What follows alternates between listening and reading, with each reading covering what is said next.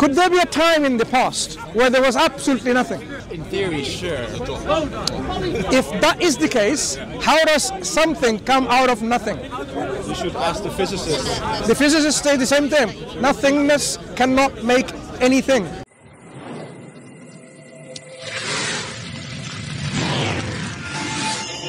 Take that risk. I'm not sure there is a thereafter. That's a risk in itself already. Okay. So you're saying...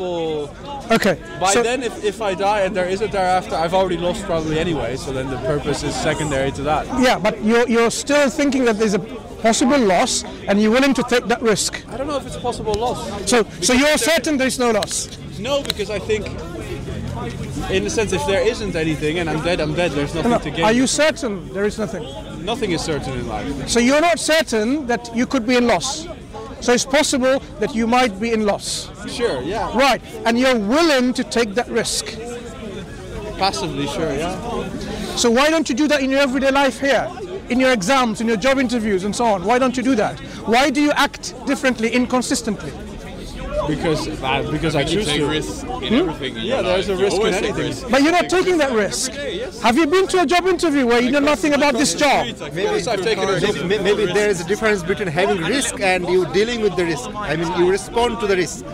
Do you remain calm when there is a risk, or you take some step to properly respond to the risk? No, I think there's the risk. I've gone to a job interview unprepared because I'm like, I don't know if this job is for me. Yeah, so there is a preparation. I mean, it's not like that you say that there is a risk of failing in the interview, but you do not read or take preparation. So there is a response. Why do you take that preparation? Why do you make that preparation? For the job interview? I suppose because I want to get the job. Yeah, so you try to minimize the risk. That's a normal, natural response. It's known that you can get the job. It's not known that you can get like a second life. So there's a very big difference between a job interview and dying, I think. The hereafter and the loss in the hereafter is actually a bigger loss. It's a bigger risk, bigger loss. We don't know, right? If I were to believe that that's what happens. Yeah, he knows there is a job, but he doesn't know there is a life after. Even if you do not believe in whatever is coming after your death, you have certain possibilities that this can be a viable possibility that we land up in a bad situation. Is possible. Should I start fake believing in the this is Pascal's wager that you're doing? You need not to believe what is certain, but yet if you consider the possibility that there is a possibility. What you're doing, this is Pascal's wager. I should believe purely because the downside of not believing is not working. Like in interview, you do not know, you are not certain that you will fail. But I'm certain that someone will get the job. We're talking about you. You and your fate. I prepared knowing that if there's 10 people interviewing or 100, one of us will get it. You. But you don't know that maybe no one is selected. Yeah. Does it happen? I suppose so, yeah. No, it does happen. Yeah, that's fine. But we had recently conducted some interviews, and we didn't select any of those people from the interview. What's going on? I don't know. So before happening, you are not certain, but yet you take the preparation to minimize the risk. So that's a natural response to any human being. Yeah, but if someone says that okay, there is a risk, but I will not take any. Okay, let's get one step backward then. Do you believe you exist? It's already a question. We could be in a simulation. What is your personal take on that? I think I exist. I haven't thought deeply about it. I wake up every day, so I guess I exist. Sure, yeah. Okay. So you're not. So there's a degree of existing happening. Do you not find that interesting? Because going after money, woman, job, all this drugs and rock and roll, you do that every day. But you don't do that every day thinking about the existence and reality. Who you are, where do you come from, what's going to happen to you. You see, it's not every day that you think about the real big questions. So what I'm saying is, your friends are asking, invite your friends back and say, look, this is something that every one of us individually, by our own self, have to get the answers. Sure, yeah. Which needs to be convincing to our own self. Not convincing to him. I have to get the answer for me. Sure. Not for anyone else. Exactly. As long as my answer is satisfactory to myself. Exactly. So now, let's make things very simple. As we exist and we understand that you're not a hyper-skeptical in which you don't believe that you don't exist. You have some degrees of understanding that there is existence. You exist and I exist. If such an existence exists, right, could there be a time in the past, doesn't matter how remote it is, how far it is, where there was absolutely nothing? In theory, sure.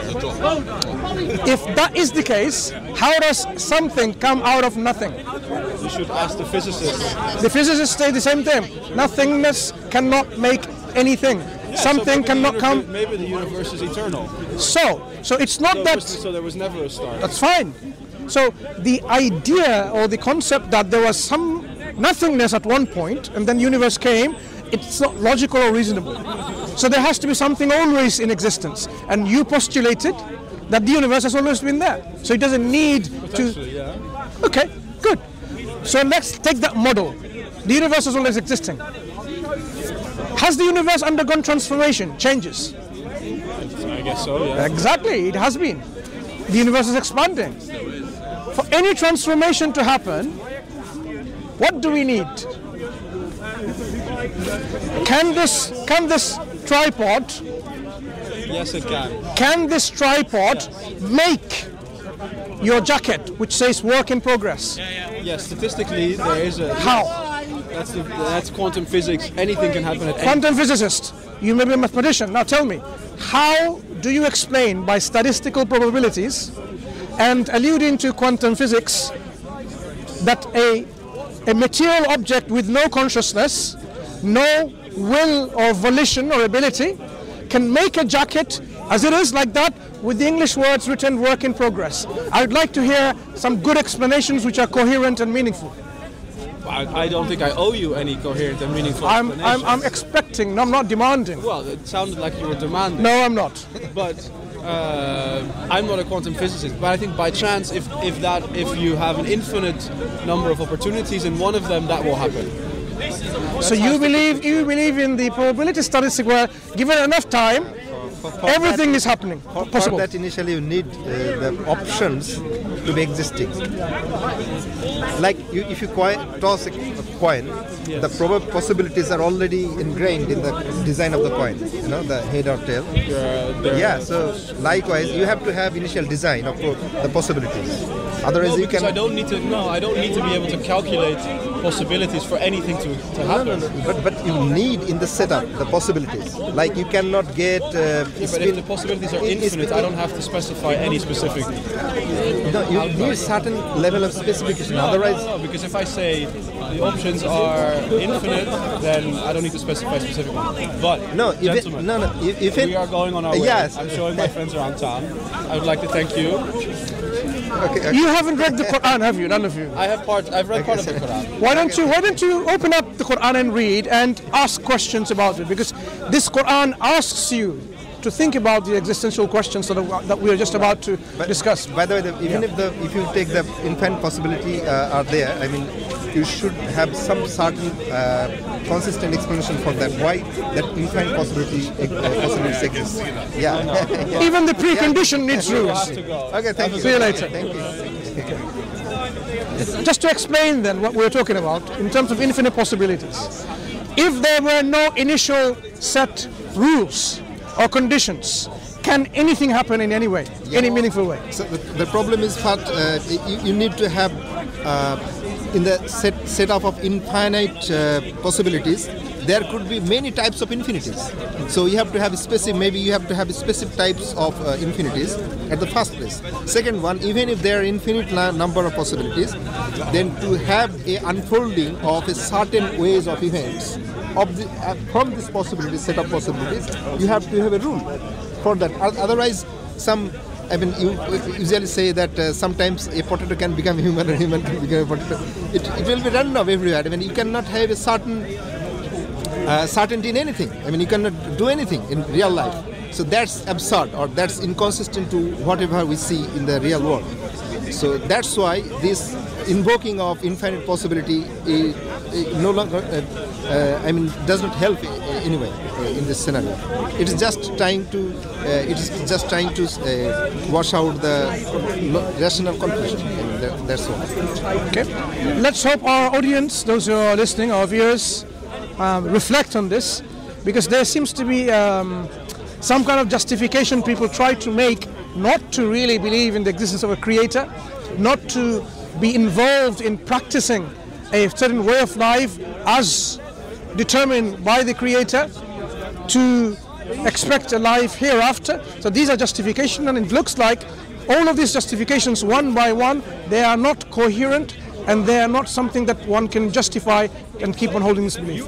So let us keep reflecting on these things, and hopefully, inshallah, God willing, people will, using their critical thinking, come to the realization that there indeed is a creator who is the originator, the source of all things, originated us for a noble purpose in which we will worship God alone without ascribing any partners, without any associates, and if we do so, then God has promised us hereafter where there's eternal pleasure, paradise under which rivers flow, where there is no suffering, no pain, but bliss, tranquility and contentment and happiness. But if you don't do that, if you don't believe and adhere to the belief in oneness of God and accepting His existence, and you believe in God having a daughter, for example, or a wife, or a son, or many gods, or no gods, then your fate is determined, because God has already prescribed that He will not forgive the association with Him in His divine reality, and hellfire will be their only destination. Let us hope that all of us are removed and safe from this hellfire. أقول قولي هذا واستغفر لكم وآخر دعوانا أن الحمد لله رب العالمين. السلام عليكم ورحمة الله وبركاته.